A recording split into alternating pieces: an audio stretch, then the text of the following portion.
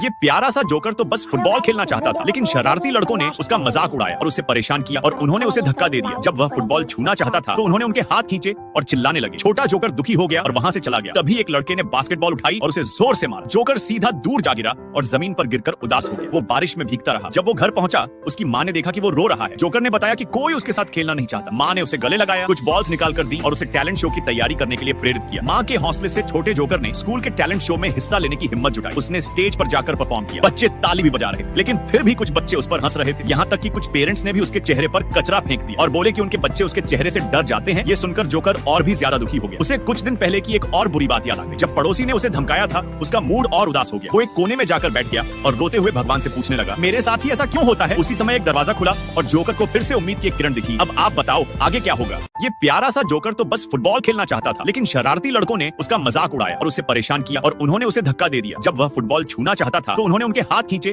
और चिल्लाने लगे। छोटा जोकर दुखी हो गया और वहां से चला गया। तभी एक लड़के ने बास्केटबॉल उठाई और उसे जोर से मारा। जोकर सीधा दूर जा गिरा और जमीन पर गिरकर उदास हो गया। वो बारिश में भीगता रहा। जब वो घर पहुंचा, उसकी माँ ने देखा कि वो रो रहा है। जोकर ने बताया कि कोई उसके साथ खेलना नहीं चाहता। माँ ने उसे गले लगाया, कुछ बॉल्स निकाल कर दी और उसे टैलेंट शो की तैयारी करने के लिए प्रेरित किया। माँ के हौसले से छोटे जोकर ने स्कूल के टैलेंट शो में हिस्सा लेने की हिम्मत जुटाई। उसने स्टेज पर जाकर परफॉर्म किया। बच्चे ताली भी बजा रहे थे, लेकिन फिर भी कुछ बच्चे उस पर हंस रहे थे। यहाँ तक कि कुछ पेरेंट्स ने भी उसके चेहरे पर कचरा फेंक दिया और बोले कि उनके बच्चे उसके चेहरे से डर जाते हैं। ये सुनकर जोकर और भी ज्यादा दुखी हो गया। उसे कुछ दिन पहले की एक और बुरी बात याद आ गई। जब पड़ोसी ने उसे धमकाया था, उसका मूड और उदास हो गया। वो एक कोने में जाकर बैठ गया और रोते हुए भगवान से पूछने लगा, मेरे साथ ही ऐसा क्यों होता है? उसी समय एक दरवाजा खुला और जोकर को फिर से उम्मीद की एक किरण दिखी। अब आप बताओ आगे क्या होगा?